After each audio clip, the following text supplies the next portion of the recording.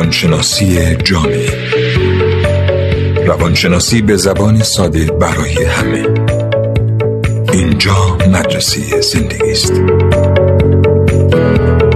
این بازی مخصوص من والدی است که همه را به کیش خود میپندارد و هرچی میپندارد به دیگران نسبت میدهد. اگر دروغگوست همه را دروغگو میداند و اگر خود بدبین است این صفت را به اطرافیانش نسبت میدهد. اصولاً انسان احساس میکند دید و نگرش او همانند دیگران است.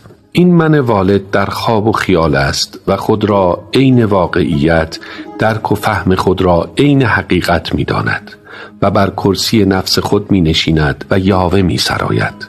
خیالات و توهمات او نقشه راهنمای زندگی عده‌ای می شود